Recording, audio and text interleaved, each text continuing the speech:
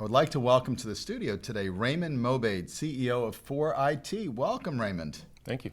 On behalf of EO South Florida, I'd really like to congratulate you for earning your ranking on the 2014 Inc. fastest growing privately held companies in the United States. Congratulations. Thank you. Very proud of that. So tell us a little bit about 4IT. We're a 10-year-old managed services provider. We are South Florida's IT department. We pride ourselves in taking care of customers' technology environments. Our ideal customer has technology requirements that are more complex than the average IT person or company can handle. Interesting. What made you get into the business? Really enjoyed technology, love technology, really passionate about what it does for companies, how it enables them to operate. And doing that as an employee for a company for many years, and then had the opportunity to do it as a business owner. And it was just very fulfilling to be able to enable companies to use technology to meet their goals. I would imagine there's a tremendous amount of competition in the IT world. What makes your company unique? Structured like an IT department. We structured our entire organization like it would be your IT department. You have your help desk where you call if if you can't print, you can't send an email, who do you call? You call the help desk. If you need to grow your business and change your accounting system or change an aspect of how you use technology to achieve your business goals, you speak to our CIO, Alexander Freud, my business partner. If you're wanting to be more proactive, or you need to be more proactive as a business is using technology, our systems allow the companies to be proactive. Interesting. What's your long-term vision for your company? Long-term, our BHAG of sorts. Sure. Big, hairy, audacious goal. Yes. To be able to service any client in the state of Florida within 60 minutes to their doorstep. That's fantastic.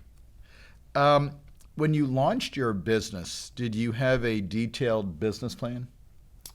No, the concept was to provide help desk style services, enterprise class IT services to the small business. That was the concept. So we started a help desk with one person. Our first employee, who's still with us now 10 years later, started that help desk and grew it now to what it is today. How were you able to secure, as a startup, your very first client? Relationships. This is a relationship business. You have to be intimate with the business and the business owner to help design the technology to meet their needs. It's not a cookie cutter business. So it's through those relationships that you build and the confidence, because we deliver, that it's helped us grow.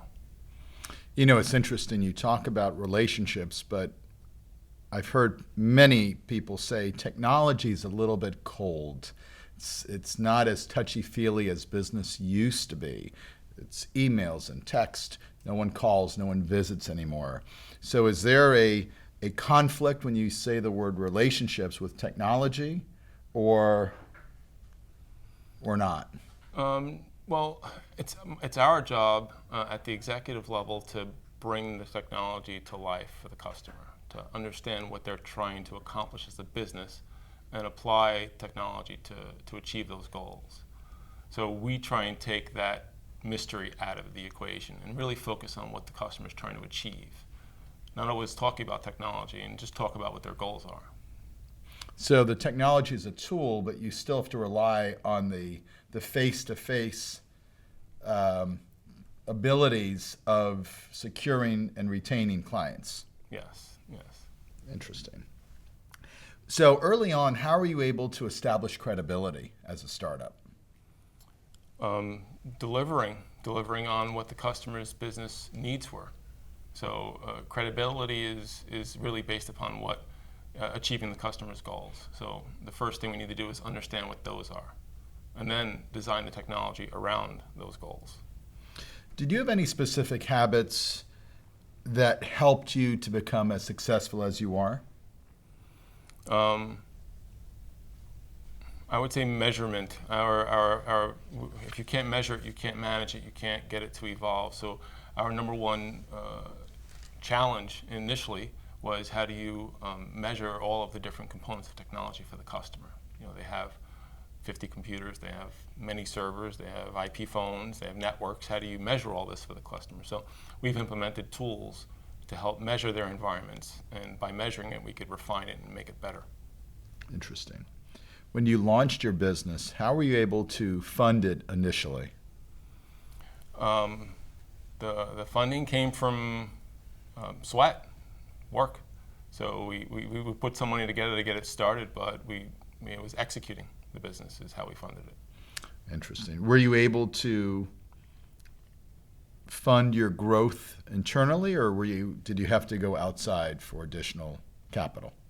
We funded our growth, a combination of internal funding and outside capital through credit lines and through some banking relationships that we have. Okay. Have you ever turned down a client during a sales process? If the client doesn't see the value in what we provide and is only focused on strictly cost, sometimes they don't get it. And they have to understand that the impact the technology has on their environment is huge. Their biggest expense is normally their payroll, and our job is to keep those employees efficient. Have you ever needed to fire a client? Yes. Why? So outside of the ones that have payment issues, there's other clients that again don't understand the value that we provide, and in doing so treat us that way. And we're in the relationship business, and what kind of relationship is that? So right. What is the toughest decision you ever had to make while owning your company? One of the toughest decisions we've ever had to make as a company was during the downturn in the economy with the real estate situation. We actually took on debt as a company to maintain our core staff. And it was a hard decision to make, but what we deliver requires our team.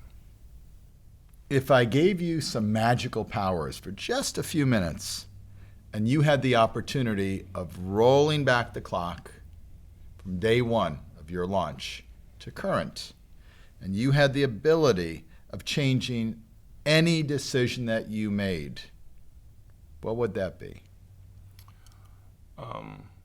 I would probably want to learn more about sales, sales and marketing. We've done very, very well with the customers that we have relationships with, but building new ones, how do you go out and show a new client in a 1-hour meeting what makes us different, how we deliver on our promises, and how we look at their technology intimately. How do you do that in a 1-hour meeting? Sure. While you still have a little bit of the usage of the magical powers, while looking in your crystal ball, how do you think the business climate will change in the next 5 years, and how will that impact your business? Well, the buzzword is cloud, right? So cloud's already affecting our business, and it's going to be around for a long time. The thing about cloud is it still boils down to what the business requirements are. Just because it's in the cloud doesn't mean it fits the customer's requirements. So it's very important for us to really help our clients measure what their requirements are and what actually fits into the cloud and who's the right provider for them. Got it. What one word describes you as an entrepreneur? Determined. You must have a tremendous amount of competition, and some of that within your space are large corporate companies. Do you feel as an entrepreneur that you have an advantage over corporate America? If so, why? Well, the clients have direct access to myself and Alex. We are the owners. So we touch every customer. And you don't always get that in corporate America. A lot of the smaller businesses end up just being a number. Right. And we do look at every customer's systems. In your opinion, are entrepreneurs born or are they made? Both. I think it's a combination of born and being determined. You have that itch and you have to go after it. So being bold. How do you define success? Achieving goals setting incremental goals and achieving them. Can you give us an example of a sacrifice that has bettered your professional career? Well, anybody in a leadership position is going to have to sacrifice. Some of that sacrifice is time. You've got to dedicate the right amount of time to achieve the goals. Some of that sacrifice is relationships, taking that time away from certain people in your life. So that's another sacrifice. So anybody in a leadership role is gonna sacrifice. If you have, if you're looking for guidance or mentoring, or you want to problem solve or brainstorm, where do you go now to accomplish that? Well, my form has been fantastic. So I'm in EO, it's been a year, and the guys I'm with are great. And I have had the opportunity to put some of the challenges on the table, and some of the experience sharing has been just spot on. And it's comforting at times to know that people out there are in similar positions as you are, or as I am. Excellent. Great leaders are always learning. Where do you get your source of knowledge from? A lot of the relationships that I have. So my business partner, Alex, my brother-in-law, Craig, there's just a lot of people in my life that have influenced me greatly that I turn to, and I leverage those relationships. Excellent. How does your company make a mark in the community or in your industry? Well, community-wise, we've got some of our favorite charities. We're a sponsor of FRC, Family Resource Center in South Florida. They take care of children through state agreements. And we have the Tour de Broward event that we sponsor. They use our technology to support their participants. They call into a number that's on our phone system. We set up menus that explain the event, and they talk to some of my own help desk people and ask them questions. And it's quite transparent to the participant, and it's been a great team building experience. And Joe DiMaggio's Children's Center is just amazing. So it's just an amazing facility that I've toured myself. That's great. Can you give me an example of something incredibly fun or super cool that you have done either personally or professionally? Well, getting my 15-year-old son into mountain biking has been just so much fun because it's he's not into sports to begin with. So finding one and something that we both enjoy, and now my wife is into it, so it's just turned into a family event. It's been great. That's great. What do you think is the boldest move that you've ever done in your professional life? I was at a crossroads in 2001. Do I start my own business or do I continue looking for a job? Wife, kids, mortgage, car payments. And my wife and I strongly believed in her staying home in their early years, and we wanted to maintain that. And it was the decision to go out on my own and start my first company, which was Innovative E-Solutions. That was the most difficult decision I had to make. Any regrets? Not at all. Not at all. It's been fantastic. Good for you. If I say the words trust and respect, what do they mean to you? They mean a lot. I am loyal, fiercely loyal, and with that comes trust and respect. So I'm fiercely loyal to obviously my family, my business, my clients, and I have an immense amount of trust and respect, and I try to consider that in every decision I'm making. Final question. Tomorrow morning you wake up and your company is no longer. What would be the next company you start? Big question. Gave it some thought every now and then about what would I really like to do, and I lean towards